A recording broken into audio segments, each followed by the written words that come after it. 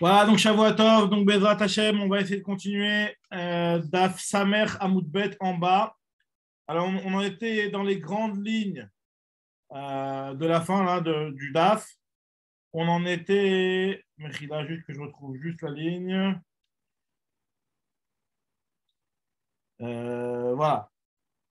Amar Rabbi Yaakov Bar Izi. Donc, c'est dans les grandes lignes, c'est à peu près la septième ligne, septième, huitième ligne des grandes lignes. Très bien. Donc, nous dit la Gemara. On avait vu, je reprends juste ce qu'on avait dit le point sur lequel on s'était arrêté. On avait vu Rabbi Shimon Bar Yochai qui disait concernant la halacha qui interdit au Kohen de se marier avec une femme qui est zona. Et donc par conséquent, c'est cette halacha qui interdit la femme qui est convertie. On avait dit que d'après Rabbi Shimon Bar Yochai, une fille de moins de 3 ans qui s'est convertie, elle n'a pas le même statut qu'une convertie qui normalement n'a pas le droit de se marier avec un Kohen. Parce que vu que la convertie, elle a interdit à cause de la halacha de Zona, et donc une fille de moins de 3 ans n'est pas réouya, n'est pas apte à ce genre d'action. Donc c'est pour ça que la guillorette qui avait moins de 3 ans nous avait dit Rabbi Shimon Bar Yochai qu'elle n'était pas inclue dans la halacha de Zona. Maintenant, est-ce qu'on en est juste au point où la Gemara se pose la question, est-ce que la halacha elle est comme ça ou pas? Amar Rabbi Yaakov Baridi, Amar Rabbi Yoshua ben Levi, halacha ke voilà, halacha ke Rabbi Shimon ben Yochai. La halacha est comme Rabbi Shimon bar Yochai qui nous disait qu'une guillorette qui a moins de 3 ans, elle peut se marier avec un Kohen. Amar le Rabbi Zera, le Rabbi Yaakov Baridi, il lui a demandé Rabbi Zera, est-ce que quand toi tu me dis que la halacha elle est comme Rabbi Shimon Bar Yochai et que tu rapportes ça au nom de Rabbi Yehoshua ben Levi, est-ce que Befirouch mi alecha, est-ce que tu l'as entendu explicitement de la bouche de Rabbi Yehoshua ben Levi, ou alors tu l'as déduit d'une histoire où tu as vu Rabbi Yehoshua ben Levi qui a donné une certaine halacha et c'est toi qui en as fait la déduction? Parce que si c'est une déduction que tu as faite, j'aimerais bien savoir c'est quoi l'histoire, parce que peut-être que ta déduction, elle est pas valide. Donc Agma va expliquer. Befirouch mi alecha ou mi klalash mi alecha. Est-ce que tu as entendu explicitement ou alors c'est une déduction? Alors je leur dis juste qu'on a démarré aussi. Voilà. Donc maintenant la Gemara nous dit que Maï Miklala, quelle est l'histoire de laquelle j'aurais pu comprendre que Rabbi Yoshua ben Levi pense que la halakha est comme Rabbi Shimon Bar Yochai? Parce qu'il y a eu une histoire d'Amar Rabbi Yoshua ben Levi. Rabbi Yoshua ben Levi avait raconté qu'il y avait une ville, Ir Achat Aïta Be'eretz Israël. Il y avait une ville en Eretz Israël, chez Kara Alea Ar, dans lequel il y avait une rumeur comme quoi il y avait une famille qui n'avait pas respecté les règles des mariages corrects, etc., qui avait fait un mariage qui était interdit. Et donc Rabbi Yoshua ben Levi a voulu vérifier c'était quoi le problème. Enfin non, c'est pas Rabbi Yoshua ben Levi, là ici c'est Rabbi. Veshiger Rabbi et Rabbi Roumanos. Rabbi, il a envoyé donc pour vérifier cet endroit-là et pour mettre les choses en ordre, que si jamais c'est un mariage interdit, de le stopper, de stopper ce mariage-là. Donc, il a envoyé Rabbi Roumanous pour aller vérifier, ou Batka, il a vérifié Rabbi Roumanous, la famille, ou Matsaba, et en fait, le problème qui s'est avéré là-bas, c'est que justement qu'il y avait un cas d'un Cohen, il y avait une Batchel Gioret, Pechuta mi Batchaloshanim, Beyom Echad, qui s'est marié avec un Cohen, Virshira Rabbi Lakeuna. Donc, il y avait une jeune fille de moins de 3 ans qui s'était convertie à l'âge de moins de 3 ans. Après, bon, le mariage, certainement, il a eu lieu après, mais en tout cas, la conversion de la fille, il avait eu lieu à un âge de moins de 3 ans. Et il y a un Cohen qui s'est marié avec une convertie. Donc, c'est-à-dire que finalement, on sait normalement qu'un Cohen n'a pas le droit de se marier avec une convertie. Mais le truc est que l'histoire est que cette fille-là, elle s'est convertie quand elle avait moins de 3 ans. Donc là, à cause de ce problème-là, il y avait une rumeur dans cette ville, comme quoi il y avait eu un problème. Et il est venu Rabbi Roumanous pour vérifier. Et il a vu que c'était ça le problème. Il a rapporté ça à Rabbi et Rabbi l'a validé. Ou Irshira Rabbi la Keuna. Rabbi il a autorisé ce mariage avec une Kohenette. Donc de cette histoire-là, Rabbi Yoshua ben Levi pourrait tirer comme preuve que on pense, enfin, de cette histoire-là, je veux dire, Rabbi Yaakov Baredi pourrait tirer comme preuve que Rabbi Yoshua ben Levi il pense comme Rabbi Shimon Bar Yochai. C'est pour ça que Rabbi l'a autorisé d'ailleurs, cette femme-là. Alors Amarli lui a dit, à Rabbi Zera, il lui a dit non, je ne l'ai pas entendu cette histoire-là, parce que de cette histoire-là, ce n'est pas une preuve. Je l'ai entendu clairement de la bouche de Rabbi Yoshua ben Levi, comme quoi il penserait comme ça. Befirouch miyali. Il lui a dit, mais pourquoi? Parce que d'ailleurs, si c'était de cette histoire-là, en quoi ça t'aurait dérangé? Veimiklala, si ça avait été juste une déduction, Maï, quel aurait été ton problème? L'agma dit non, là-bas, c'est un problème différent. Dilma, Shane, Atam, O Ilve, Insiv, Insiv. Là-bas, on parlait d'un cas où le mariage il avait déjà eu lieu. Donc, vu que le mariage il a déjà eu lieu, peut-être qu'à partir du moment où c'est a posteriori, peut-être que Rabbi il va valider le mariage que parce que le mariage a déjà eu lieu. Mais si le mariage n'avait pas encore eu lieu, on n'aurait jamais autorisé un Cohen de se marier avec une guillorette, quand bien même elle s'est convertie à un âge de moins de 3 ans. Donc, tu n'as pas de preuve de cette histoire-là, mais à partir du moment où cette histoire-là, c'est une histoire qui était a posteriori. Alors, nous dit la Gemara, non. Alors maintenant, d'où on sait, voilà, c'est l'idée, d'où je sais qu'il y a une différence entre quelque chose de l'Echatrila ou de Bediavad. Donc, je dis Agmara, Deha, parce qu'on a déjà vu une histoire, où on a déjà vu une différence entre l'Echatrila et Bediavad. Il y avait une histoire que Rav et Rabbi Yochanan d'Amre Tarvayou, enfin, c'est l'enseignement de Rav et de Rabbi Yochanan, qui eux nous ont dit qu'une Bogueret, une fille qui a déjà eu 12 ans et demi, ou Moukatet est donc une fille qui a perdu sa virginité par une blessure, Loïsa, il ne pourra pas se marier avec un Kohen Gadol, comme on en avait déjà parlé avant. Donc là, lui, il pense comme ça. Enfin, c'est eux, ils pensent comme ça. Maintenant, Ve'im Nassa, par contre, si jamais Bediavad, le mariage a eu lieu, entre un Kohen Gadol et une femme qui est Bogueret, ou un Kohen Gadol et une femme qui a été blessée, qui a perdu ses Betoulim, de cette manière-là, Nassoui, le mariage, il est validé. Donc, tu vois bien qu'il y a une différence entre le Lechatrila, où on interdit ce genre de mariage, et le Bediavad, une fois qu'il a eu lieu, ce mariage, on le tolère. Donc, peut-être que de la même manière, quand Rabbi Yoshua ben Levi a rapporté l'histoire où on a toléré le mariage avec la convertie de moins de 3 ans, peut-être que c'était que et uniquement dans un cas où c'était a posteriori. On me dit la Gemara, non, c'est pas du tout la même chose. Parce que je comprends bien dans l'histoire de la femme qui s'est blessée à moi, et la femme qui est boguerette, je comprends qu'on tolère cette histoire-là a posteriori. Mais par contre, dans le cas de la convertie, c'est pas la même chose. Ariashta, bishlamatam, je comprends bien. Là-bas, dans le cas de la boguerette et de la moukat etz, sauf à l'iot boguerette tartav. Donc là-bas, la Nahara, cette jeune fille-là, quoi qu'il arrive, elle va devenir à un moment boguerette.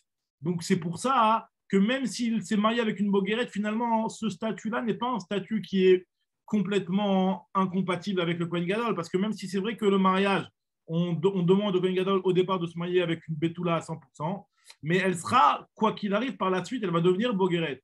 Ou alors aussi, sauf à Liot Moukatet Tartav, Liot Beoula Tartav, elle va devenir après, par la suite aussi, Beoula, et elle va perdre sa virginité, quoi qu'il arrive. Donc, cette chose-là, on la tolère Bediavad à partir du moment où, quoi qu'il arrive, cette situation va arriver. Par contre, le cas de la guillorette, il te dit, c'est quoi le problème de la guillorette? C'est un problème de zona. Est-ce qu'une femme, elle va devenir zona plus tard? Donc, ce n'est pas quelque chose qui risque d'arriver. Donc, tu ne peux pas tolérer une situation qui ne va pas après arriver. Ce qu'on a toléré a posteriori, ce sont des situations qui vont, quoi qu'il arrive, arriver. Donc, on les tolère même depuis le mariage si jamais c'est a posteriori. Par contre, dans un cas de la guillorette moins de 3 ans, où le problème, c'est un problème de zona, on ne tolère pas une chose pareille a posteriori. Sauf à l'iot zona tartav. Est-ce que cette femme-là, elle va être zona tartav pour que tu me la tolères a posteriori? Donc finalement, la Gemara, elle te dit que Rabbi Yaakov Baridi, il a entendu ça explicitement, que la halakha était de Rabbi Yoshua ben Levi, que la halakha était comme Rabbi Shimon Bar Yochai. La Gemara nous raconte que Rav Safra Matnela Miklala, il a rapporté lui à partir de cette histoire-là, et on lui a posé une question, et il a répondu. Donc finalement, on lui a posé la question, il s'est posé la question, ce n'est pas une preuve, on peut très bien dire que la raison pour laquelle là-bas ça a été toléré, c'était parce que c'était a posteriori. Et finalement, la Gemara et lui-même, Rav Safra, il s'est répondu que non, il en reste que c'est une preuve cette histoire. Parce que de faire cette différence-là entre a posteriori et les khatrila, c'est pas quelque chose qui est valable pour le cas de la guillorette, comme ce qu'on a dit, parce que Meshanela Hari, il a répondu ainsi, comme ce qu'on avait dit juste avant, à savoir que la guillorette, elle, on ne tolère pas en Bediavad, en a posteriori, puisque ce n'est pas quelque chose qui risque d'arriver et qui doit arriver par la suite. Maintenant, la Gemara nous raconte, donc finalement, a priori, ce qu'on voit pour l'instant, c'est que la halakha est comme Rabbi Shimon Bar Yochai, et donc une guillorette de moins de 3 ans, elle peut se marier avec un Kohen. Maintenant, on va voir que finalement, ça ne va pas être la halakha comme ça. Parce que nous dit la Gemara, il y avait une fois un Kohen, Haou Kahana, il y a eu un Kohen, des Insiv Pechuta Mibat Shalosh Shanim Beyom Echad, qui s'est marié avec une fille de moins de 3 ans, et nous dit la Gemara, qu'est-ce qui s'est passé? Amar Rav Nachman Bar Yitzchak, Rav Nachman Bar Yitzchak qui s'est tenu, il a dit qu'est-ce que tu fais là? Tu te maries avec une guillorette? Comment toi tu es un Kohen? Tu te maries avec une guillorette? Maïhaï, c'est quoi cette histoire? Amarlé lui a dit, ce Kohen lui a dit, il y a Rabbi Yaakov Baridi, il a rapporté de Rabbi Yoshua ben Levi que la halakha est comme Rabbi Shimon Bar Yochai, on a le droit de faire ça. D'Amar Rabbi Yaakov Baridi, Amar Rabbi Yoshua ben Levi, halakha Rabbi Shimon ben Yochai. Amarlé lui a répondu, Rav Nachman qui lui a fait, il lui a dit, tu sais quoi? Arrête tes bêtises. Il lui a dit, Zil Apek va la divorcer. Ve'ilo, et sinon, hein, et sinon, Mapik Nalach Rabbi Yaakov Baridi Meunach. Sinon, je te fais sortir. C'est-à-dire qu'il lui a dit, soit tu la divorces, ou soit si tu ne la divorces pas, je te fais sortir Rabbi Yaakov Baridi par les oreilles. Alors bon, c'est un petit peu une expression un petit peu bizarre, mais en tout cas, ce qu'il veut dire par là, c'est comme ce qu'il dit Rashi, si tu ne la divorces pas, je te mets en idouille. Ça veut dire quoi, je te mets en idouille? Ça veut dire que la halakha n'est pas comme Rabbi Shimon Bar Yochai. Moi, je pense que la halakha n'est pas comme Rabbi Shimon Bar Yochai, et un Kohen n'a en aucun cas le droit de se marier avec une guillorette, c'est-à-dire que même si elle s'est convertie à moins de 3 ans, il n'a pas le droit de se marier avec elle. Maintenant, nous dit la Gemara continue. Tania. Rabbi Shimon Bar Yochai Omer, la Gemara nous rapporte encore une autre halakha au nom de Rabbi Shimon Bar Yochai. Donc là, on a vu la première halakha et on a vu que finalement, Rav Nachman Bar Yitzchak, il a dit que la halakha n'est pas comme Rabbi Shimon Bar Yochai par rapport à la femme convertie à moins de 3 ans. Maintenant, on a une autre halakha de Rabbi Shimon Bar Yochai qui n'a rien à voir avec ça. Rabbi Shimon Bar Yochai Omer, une autre halakha que Rabbi Shimon Bar Yochai disait, Kivre Ovde Kochavim Enam Etamim Be'oel. Les tombes des goïms, donc la tombe d'un mort goy, ne rend pas impur par Oel. Alors, comme on sait, par Oel, ça veut dire par, en passant par-dessus sans être en contact direct. Donc là, les Ovdei Kochavim ne rendent pas Toumat Oel, non pas de Toumat Oel. D'où on sait que les Ovdei Kochavim n'ont pas de Toumat Oel, nous dit Rabbi Shimon Bar Yochai. D'où on apprend ça chez Neymar, comme c'est marqué dans le Passouk. Il y a marqué un passage dans Sefer Yecheskel qui nous dit Ve'aten Soni Son Mariti Adam Atem. Vous êtes mon troupeau, d'accord? Vous êtes des hommes. Vous êtes Adam Atem. Vous, les Juifs, vous êtes des hommes. De là, on apprend Atem, Krouim Adam. Vous, les Bnei Israël, vous êtes appelés des Adam. Aval en Ovdei Kochavim Kirouim Adam. Les Goïm ne sont pas appelés Adam. Et donc, qu'est-ce que ça veut dire si on dit que les Goïm ne sont pas appelés Adam? Or, la paracha qui nous apprend la halakha de Toumat Oel, cette halakha, il y a marqué Adam qui yamout Baoel.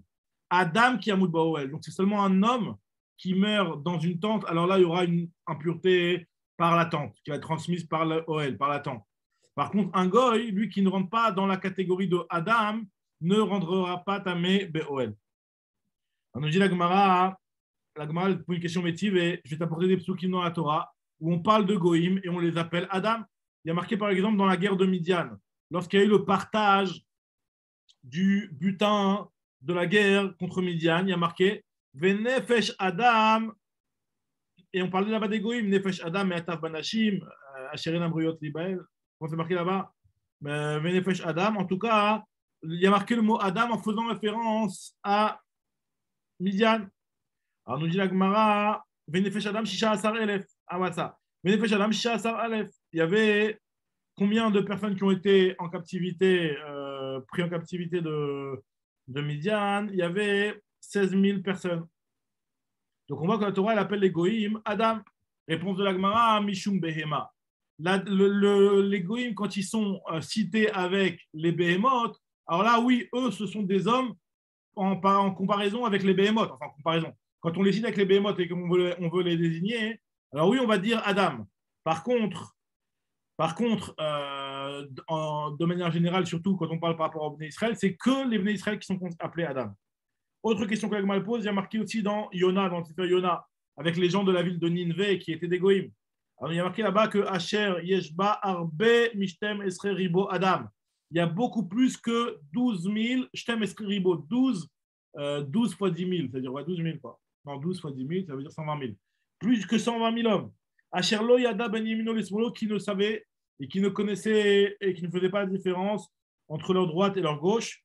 Il y a marqué là-bas Ubema Rabba. Et aussi, bon, entre parenthèses, je ne peux pas le dire, mais en tout cas, c'est à sujet du bateau, là, on parle beaucoup de Behemoth.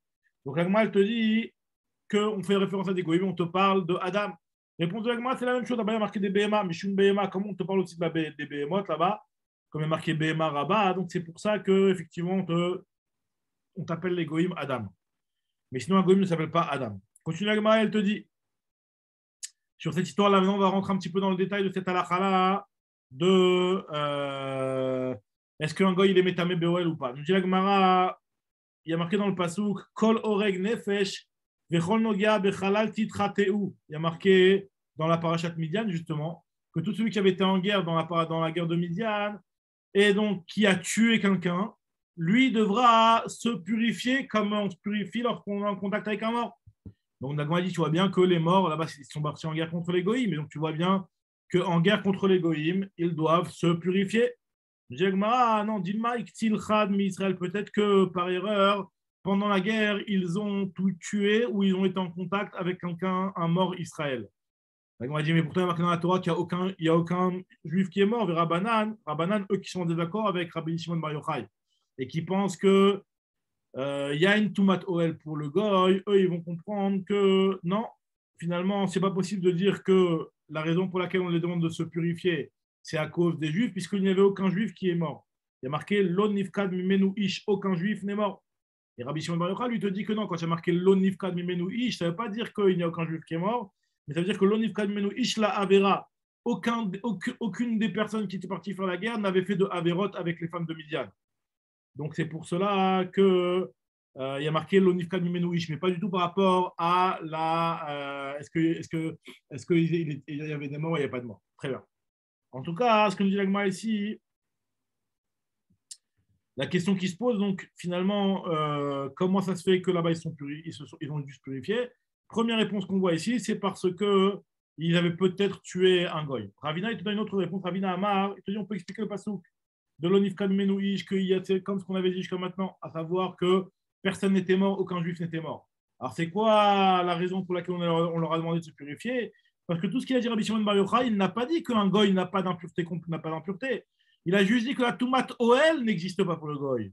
Demiati Nukra, Meatmouye Beoel. Ce que la Torah a exclu le goy, c'est seulement de dire que le goy, il n'y a pas d'impureté par le Oel. Mais par contre, une impureté par rapport au contact physique, ça oui, il peut y avoir une impureté même pour le goy. Et d'où on fait la différence parce que des matinoum OL, dire Adam qui a moud OL. Le mot Adam, il est marqué par rapport au OL. Par contre, mimaga ou mimasa, mimatinukra, par contre, le passouk ne nous a jamais exclu le goy de dire qu'il n'a pas d'impureté lorsqu'on est en contact avec un cadavre goy. Donc c'est pour cela qu'ils ont eu besoin de se purifier, ceux qui sont partis en guerre de Midian, puisque même si le OL ne posait pas de problème, mais en tout cas, ce qui pose un problème, c'est s'ils ont un contact avec le goy. Très bien. Donc, on a fini cette Mishnah-là. Mishnah suivante. Nous dit la Mishnah. Donc, on continue avec les histoires du Kohen et du Kohen Gadol. Alors, Kohen, maintenant, on va parler d'un Kohen normal. Enfin, toujours Kohen Gadol. Donc, toujours Kohen Gadol. Alors, nous dit la Mishnah.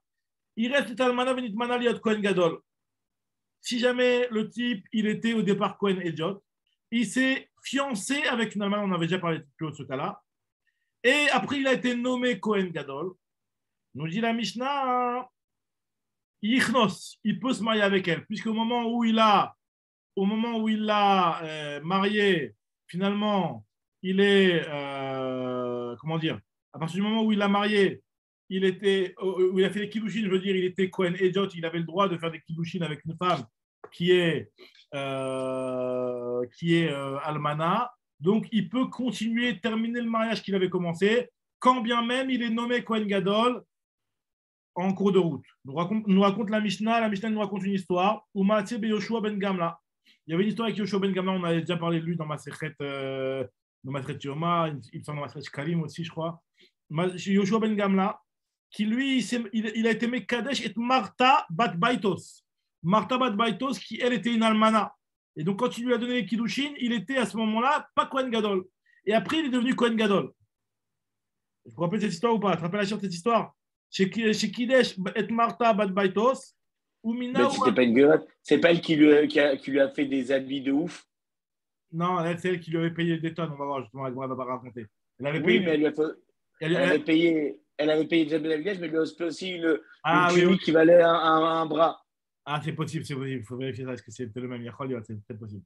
En tout cas, nous dit la Gemara ici que Minaou a Melech Liot Kohen Gadol. Le Melech l'a nommé après Kohen Gadol, ce Yoshua Ben Gamla. Et Uknasa, et il s'est marié avec elle. La Gemara te dit, par contre, Shomeret Yabam, une femme qui est en attente du Yabam. Donc, finalement, elle est Almana, elle a perdu son premier mari. Et elle est tombée chez Nafla, Lifnei Cohen et Jot. Elle est tombée devant son beau-frère qui est un Cohen, qui n'était pas Cohen Gadol. Et par la suite, il a été nommé Cohen Gadol, Benitmana, Leyot Cohen Gadol. Afalpi, Asaba Mahamar, Areze Loyichnos. Même s'il avait commencé les Kiddushin en faisant un Mahamar, eh ben, il ne pourra pas terminer le Kiddushin. Pourquoi? Parce que, on va voir dans la Gemara pourquoi exactement, parce que c'est vrai qu'a priori, c'est vu que les chemins de Tabam, donc quelque part, il y a eu quand même une première étape de démarrer, mais en tout cas, la Gemara, et en plus, il a fait le Mahamar, même si c'est que des Rabbanan, même si c'est que des Rabbanan, mais en tout cas, ce qu'on voit ici, c'est qu'il y a une différence entre la Shomeret Tabam et le fiançailles classique, et la Gemara va expliquer ça.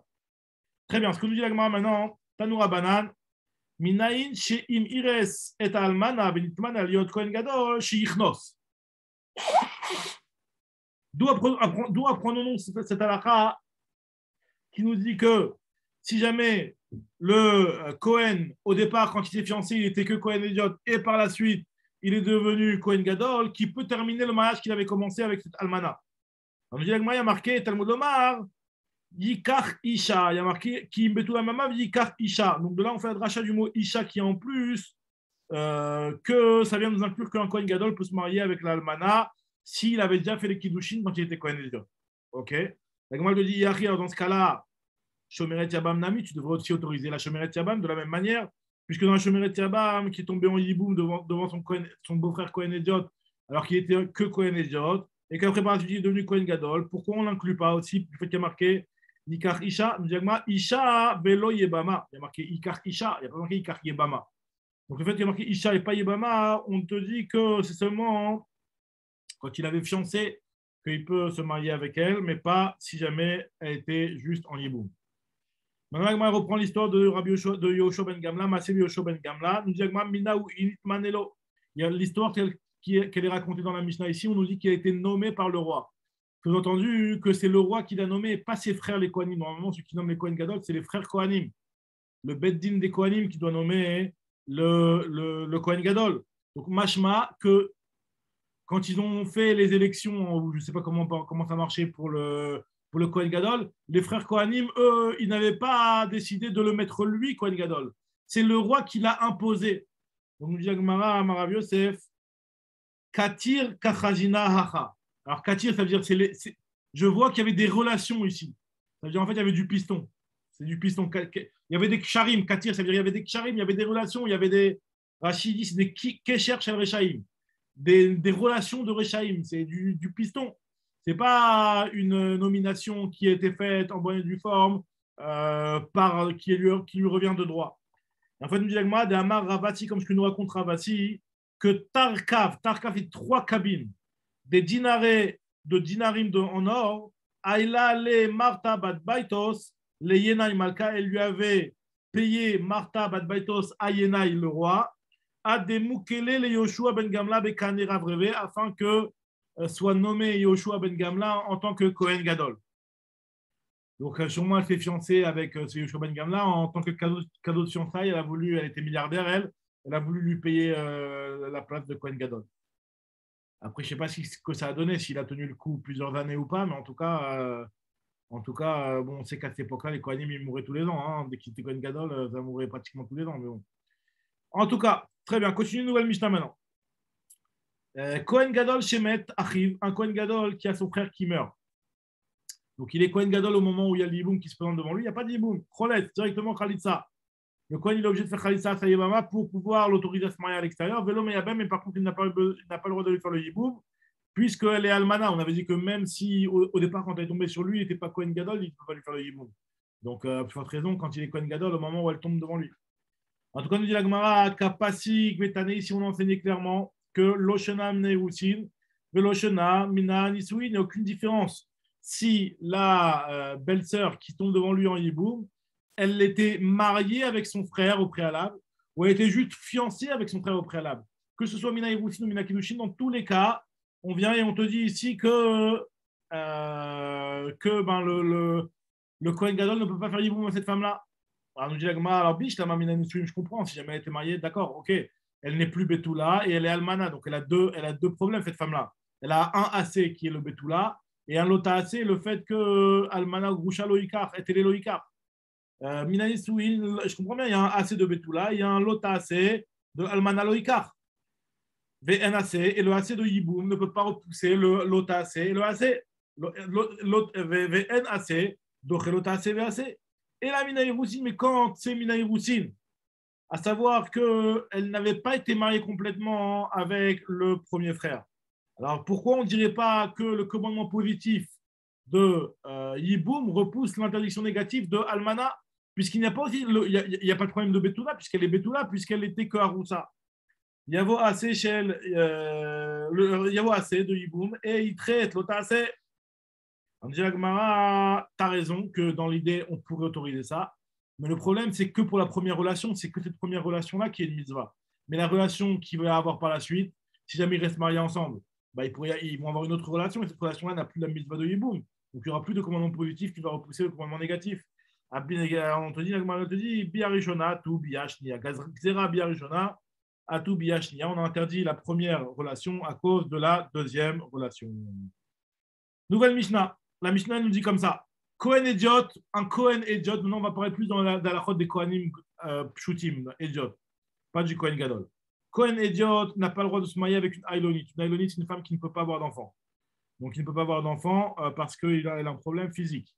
Donc, en tout cas, nous dit la Gemara ici, Loïsa Ailonite, un Kohen Ediot ne peut pas se marier avec une Ailonite. Pourquoi? On va expliquer tout de suite pourquoi. On va expliquer tout de suite pourquoi, et puis on va voir que finalement, au niveau de la lacha, on va parler juste après. En tout cas, la Gemara te dit que Kohen Ediot, Loïsa Ilonit, Elamken, Yeshlo Isha, Ubanim. On va voir finalement que ce n'est pas une halakha seulement pour les Kohanim, parce qu'en réalité, on nous dit ici que le Kohen peut se marier avec une Ilonite que s'il a déjà une autre femme avec des enfants. Ça veut dire qu'en fait, c'est finalement par rapport à la mitzvah de Piria Verivia et par rapport au fait d'avoir des enfants. Alors, est-ce qu'il peut se marier avec une Ilonite? En fait, c'est indépendamment, c'est pas seulement le Kohen en réalité. Comme la Gemara avait expliqué qu'on a parlé du Kohen par rapport à la suite de la Mishnah, mais en réalité, c'est une halakha qui concerne n'importe qui. Qu'un homme ne peut se marier avec une Ailonite, une femme qui ne peut pas avoir des enfants, que dans la mesure où il a déjà accompli la mitzvah de Piria Verilia avec une autre femme. Et dans un autre. Il a déjà accompli la mitzvah de Piria Verilia, tout simplement. Donc, si par contre il n'a pas accompli la mitzvah de Piria Verilia, il ne pourra pas se marier avec une Ailonite. Alors, nous dit Agmara, Rabbi Yuda Omer, même s'il a déjà une femme et des enfants, de toutes les façons, le Kohen n'a pas le droit de se marier avec une Ailonite pour une autre raison qui ne concerne que le Kohen. Loïsa Ailonit, Shehi Zona Amura Batora. La Ailonit pour Rabbi Yehuda, et on va expliquer pourquoi, elle est considérée comme, c'est elle la zona qui est appelée dans la Torah. Quand la Torah interdit une zona au Kohen, elle fait référence aussi à la Ailonit. La Ailonit, elle est aussi considérée comme zona, et on va expliquer pourquoi. C'est un petit peu, c'est pas la zona dans le sens qu'on a l'habitude de l'entendre, c'est plus dans la zona dans le sens qu'il ne peut pas avoir d'enfant et qui ne donne lieu qu'à des relations qui sont infructueuses. Donc ça, c'est dans ce sens-là où la Torah, elle rentre un petit peu dans l'appellation de zona. Bon, la Gemara va détailler ça plus juste après. En tout cas, ce que nous dit la Gemara, la Mishnah ici, elle nous termine, elle nous dit que Chachamim Omrim, je dis, non, moi je suis pas d'accord. La Elonite ne peut pas être considérée comme une zona. La seule zona, en zona, est la Gioret, c'est soit une convertie, qui était Goya et donc qui s'est convertie, donc qui avait des relations interdites, enfin, qui l'ont rendue psoula quand elle était Goya, ou Meshoucheret, une servante qui a été libérée, qui a eu des relations aussi avec des Goyim, des gens qui font une bia pessoula lorsqu'elle était chifra, lorsqu'elle était servante, et toutes celles aussi, celle qui a eu une relation qui la rend pas soul aussi, par exemple une Bat Israël qui a une relation avec un mamzer, avec un natin, avec un goy, etc. Donc maintenant, la Gemara va essayer d'analyser et de comprendre l'interdiction de se marier avec une Aïlonite. Pas seulement par les Kohanim, en fait, finalement. Et la Gemara va essayer de comprendre pourquoi il y a marqué ici Kohanim. Amar les Resh Galuta les Ravuna, il a demandé Resh Galuta Ravuna, Maïta Ama, pourquoi on interdit ici le Kohen de se marier que s'il a une autre femme avec des enfants? C'est à cause de la mitzvah de Piria Verivia, pour la mitzvah d'avoir des enfants. Mishum Piria Verivia. Nous dit la Gemara, Piria Verivia Kohanim ou de Mefagde Israël ou Mefagde. Est-ce que cette mitzvah-là ne concerne que les Kohanim? Pourquoi tu me parles des Kohanim? Même les Israël sont concernés par cette mitzvah-là. Réponse de la Gemara, est-ce qu'il lui a répondu Ravuna? C'est parce que il y a Rabbi Yehuda qui va venir et qui va rebondir en donnant une interdiction que sur les Kohanim. C'est pour ça qu'au départ, on a parlé du Kohen. Amarle, il lui a dit Mishum de Kabael et Mitne Sefa, Rabbi Yehuda Omer, Afalpi, Sheshlo Isha, même si les Isha, Veshlo Banim, donc c'est Mechalef Amounbet, Veshlo Banim, Lo Isa, Ilonit, Sheizona, Amura Batora. Et en fait, la zona, elle ne concerne que les Kohanim. Da zona Kohanim, on ne met pas que des Israël, on ne met pas que des. Mishumari Katane Kohen, c'est pour ça qu'on t'a parlé du Kohen. Mais en réalité, c'est vrai que la première halakha, elle est aussi bien pour le Kohanim que pour les Israélites. Amar Ravuna, il va essayer de comprendre pourquoi Rabbi Yehuda il considère que la Aïlonite, elle est zona. Ça, il va essayer de comprendre. Maïtama de Rabbi Yehuda. La Gemara lui dit, tu sais pourquoi? Dirti, il y a marqué dans un passouk, c'est un passouk dans le Navi Oshéa, lorsqu'il a maudit le peuple, il y a un moment où il a dû reprocher, faire des reproches au peuple, il a un petit peu dit une genre de klala, et il a dit que Achlou velo isbaou, ils mangeront et ils ne seront pas rassasiés. Isnu, ils auront des relations, velo yifrotsu, et ce seront des relations qui seront infructueuses, qui ne vont pas donner d'enfants. Donc ça veut dire que Rabbi Yehuda il nous apprend de là que kol biya she'en ba pirsa ena ela bilad znut.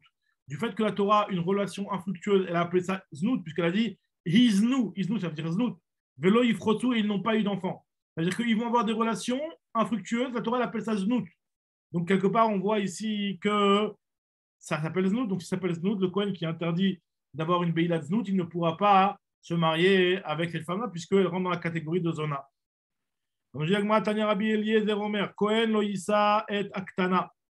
Une autre halakha. Alors là, une halakha qui va un petit peu remettre en question ce qu'on avait vu jusqu'à maintenant. On avait vu la semaine dernière, enfin, dans les derniers jours, on a vu que le Kohen Gadol doit se marier uniquement avec une femme qui n'est pas boguerette, qui n'est pas adulte. D'accord. Donc, on disait que l'Aktana, c'était la meilleure chose pour lui. On va voir que l'Aktana, finalement, non plus. Non plus, l'Aktana, c'est pas non plus bon. Pourquoi? Je vais expliquer tout de suite. Tanya Rabbi Eliezer Omer, Kohen Loïsa et Aktana, Kohen ne pourra pas se marier avec une femme qui est Ktana, qui n'est pas Bat Mitzvah. Pourquoi? Amar Rafrida le Rabat lui a dit Pouk. Rafrida, il a dit à Rabat, tu vois cette braïta-là de Rabbi Eliezer, essaye de l'analyser et de la comprendre et d'avoir un pshat parce qu'il y a Rav Una qui va venir et qui va te poser la question, il va te demander de lui expliquer cette braïta-là. Donc, travaille de ton côté pour essayer de trouver une explication à cette braïta-là. Ce qu'il lui a dit Rav Frisda à Rabat. Pour qu'il lui a dit, il sort, des Ayenba approfondis, parce que ce soir, Ravuna, tu vas avoir un petit examen oral où Ravuna il va te demander une explication à cette braïta-là. Donc, effectivement, ce qu'il a fait Rabat, il a travaillé sur cette braïta-là, Nafak, ve Ayenba, il a approfondi. Et il a expliqué comme ça, que la raison pour laquelle Rabbi Eliezer pense qu'un Kohen ne peut pas se marier avec une femme qui est Tana, c'est pour la raison suivante. Rabbi Eliezer, Savarla qui est Rabbi Meir. Il pense comme Rabbi Meir et Savarla qui est Rabbi Yehuda. Il a deux sujets sur lesquels Rabbi Eliezer s'est positionné une part comme Rabbi Meir et sur un autre sujet comme Rabbi Yehuda. Et ce qui va faire que le mix de ces deux sujets vont lui interdire la Ketana. C'est quoi l'histoire? La Gemara explique. Ça, Varla qui est Rabbi Yehuda, il pense comme Rabbi Yehuda, c'est quoi? Qu'est-ce qu'il a dit Rabbi Yehuda? Ça va qui Rabbi Meir, ça va qui Rabbi Yehuda. Ça va qui Rabbi Meir. D'abord, il pense comme Rabbi Meir. Rabbi Meir, lui, il a un avis très, très particulier qui est connu. Je ne sais pas si on avait déjà vu ça ensemble, mais en tout cas, c'est quelque chose qui est rapporté dans beaucoup de Masertot. Que Rabbi Meir, lui, il est Chochesh le Miout. Ça veut dire quoi? Il est Chochesh le Miout. Ça veut dire que lui, même si normalement on doit toujours aller après le Rov et ignorer la minorité. Et on doit surtout se baser selon la majorité. Rabbi Meir, lui, il te dit, moi, la minorité, je ne peux pas l'effacer et j'en tiens compte. Donc, ce qu'on appelle les Chochesh les Miouta. Il tient compte toujours de la minorité, même si dans la majorité des cas, cette possibilité, elle ne devrait pas arriver, puisqu'il y a un Rov qui me dit que, par exemple, dans notre cas, nous, qu'une femme n'est pas aïlonite, la majorité des femmes ne sont pas aïlonites, ne sont pas, la majorité des femmes sont capables d'avoir des enfants. Donc là, nous dit la Gemara, à partir de ce moment-là, normalement, quelqu'un qui va d'après le Rov, il peut se marier avec une Ktana, quand bien même elle sera, il y a un risque, mais c'est un risque qui est qu'un miout, c'est qu'une minorité. Rabbi Meir, lui, il tient qu'on tient compte de la minorité, et donc c'est pour cela que de se marier avec une Ketana, à partir du moment où il y a un risque qu'elle soit aïlonite, eh ben on ne peut pas. Et pourquoi et quel est le problème si elle est aïlonite? C'est parce qu'ils pensent comme Rabbi Yehuda qu'une aïlonite, c'est un statut de zona. Donc Rabbi Eliezer pense d'une part comme Rabbi Meir, on tient compte de la minorité, et d'autre part comme Rabbi Yehuda qui dit que aïlonite, c'est un problème de zona. C'est ce que nous dit l'Agma ici.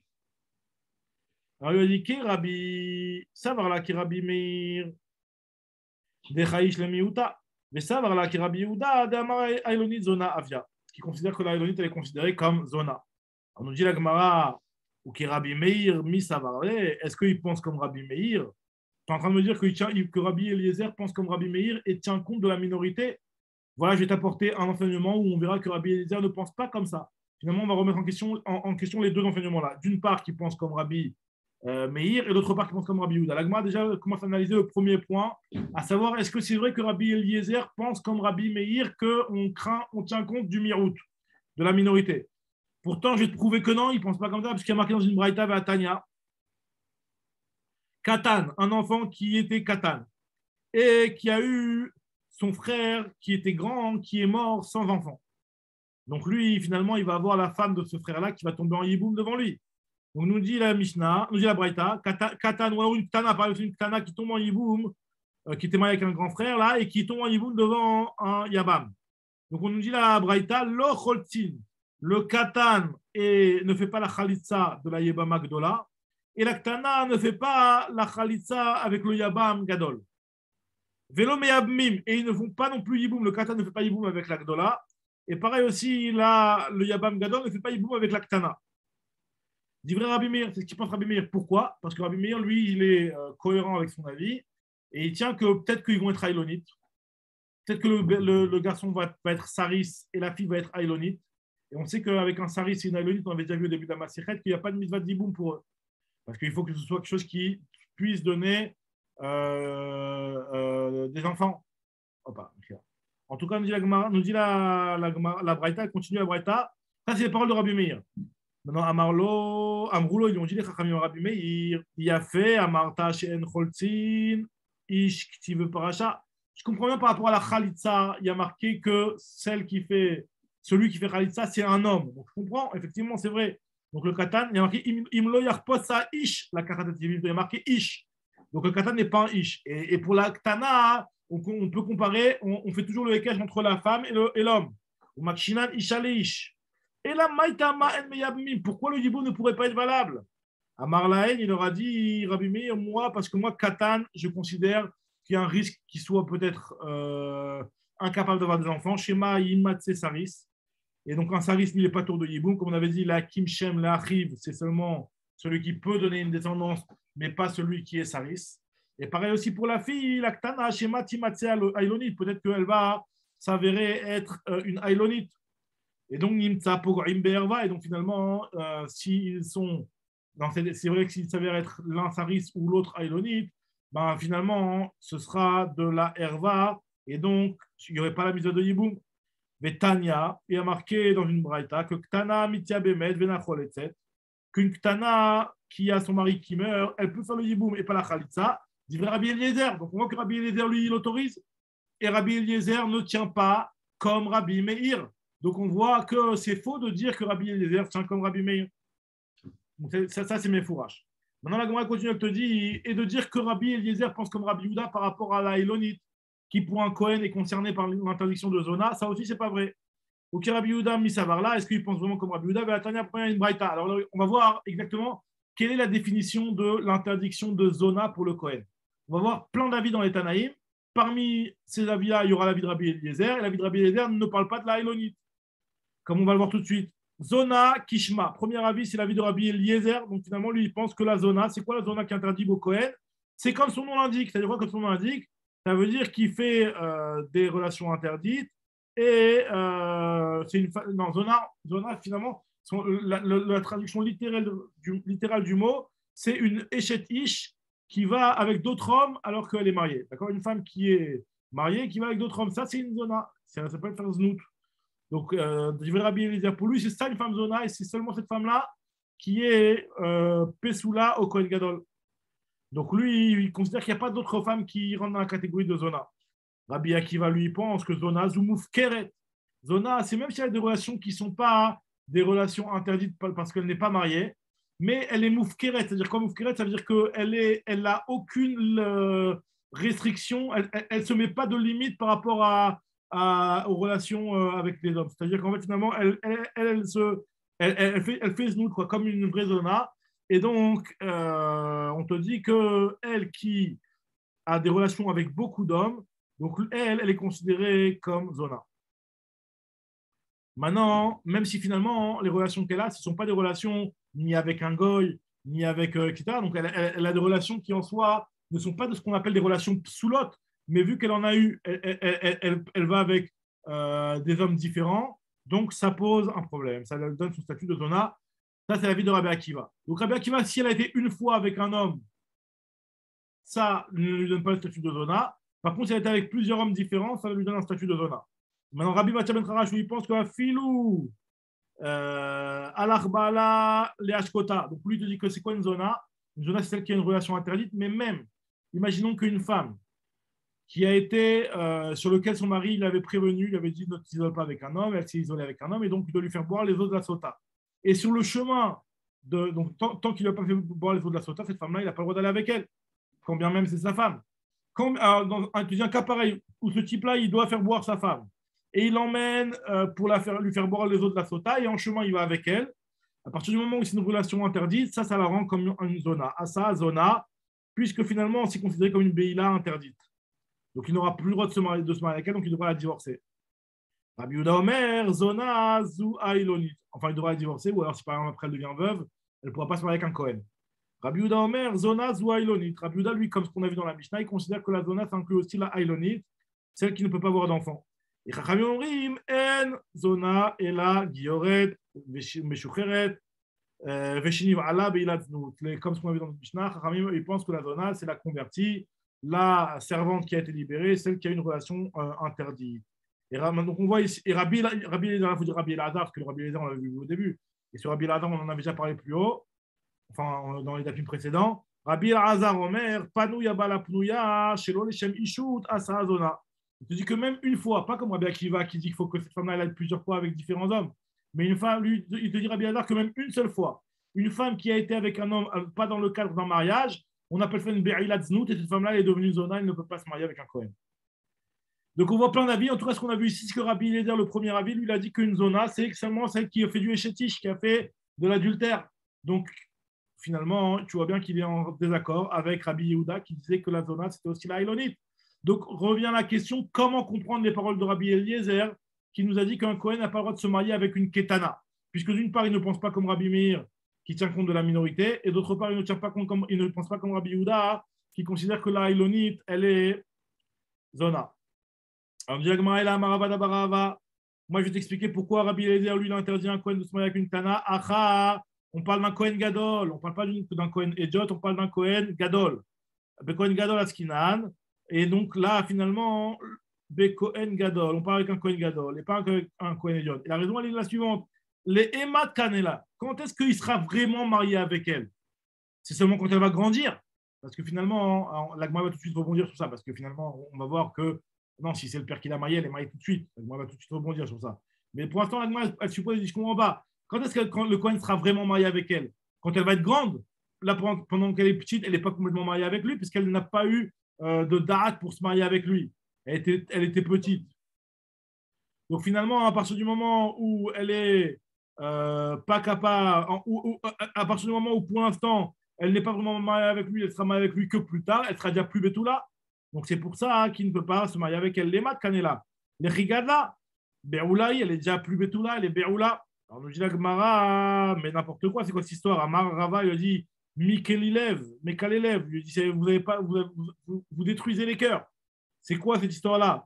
Des Kacha Avoua, si c'est son père qui lui a donné Kiddushin, ben elle est déjà considérée comme étant Mekou Deshet sur place, mais Aïcha Atao de Kanela. Des Kacha Nafsha, si c'est elle-même qui s'est fait elle-même les Kiddushin, quand elle était Ktana, c'est-à-dire que par exemple son frère et sa mère qui l'ont mariée, alors là, Harabi Eliezer et le Rabbanan, cette histoire-là, ça serait que d'après Rabbi Eliezer que c'est interdit et pas d'après Khamim. Tout le monde interdit une chose pareille. C'est clair que cette femme-là, elle n'est pas complètement mariée, et donc c'est clair qu'elle ne sera pas considérée comme Betula pour le Kohen Gadol. Ça pose un problème. On nous dit la Gemara, alors tu as raison, et la Marava, Léola, on parle d'un Kohen Idiot. On revient sur le fait de dire qu'on parle d'un Kohen Idiot. On parle d'un Kohen Idiot, et le problème, il est lequel? Chez Hashinan, Shema, Titpate, Alav. On craint peut-être que finalement, vu qu'il se marie avec une Ketana, et que la Ketana, elle n'a pas encore son esprit, elle n'a pas encore assez d'esprit, peut-être qu'elle va se faire séduire par un autre homme. Et donc, on craint ce genre de problème et qu'elle fasse znout avec un autre homme. Et pour le Kohen Gadol, ça rendrait encore plus grave. Alors, la Gemara dit, mais même pour un Israël, c'est grave ça. Iachi Israël Nami, même pour un Israël. Enfin, finalement, là on est revenu pas là, on n'est plus sur un Kohen Gadol, on est plus sur un Kohen Idiot.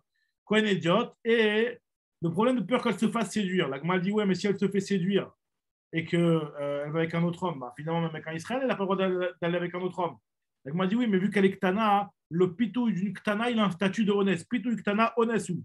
Et de Honès, Israël, Mishra Sharé. Pour un Israël, le Honès ne rend pas interdite la femme à son mari, tandis que pour un Kohen, le Honès rend interdit la femme à son mari. Jagmar, Papa Amar, Bekohen Gadol. On parle d'un Kohen Gadol, on revient sur le Kohen Gadol. Lui, il n'est pas d'accord de dire ça. On parle de ce cas-là. Il donne une autre explication, on parle de Rabbi Eliezer.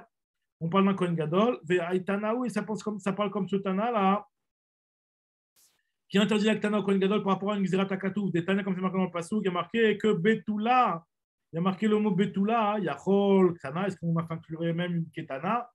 Talmud Omar, Isha, pour que ce soit une femme, c'est-à-dire une Dola.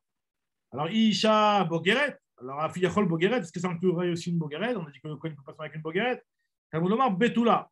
Alors, c'est quoi entre les deux? C'est une Nehara, c'est finalement, le Kohen Gadol ne peut se marier qu'avec une Nehara, entre 12 ans et 12 ans et demi.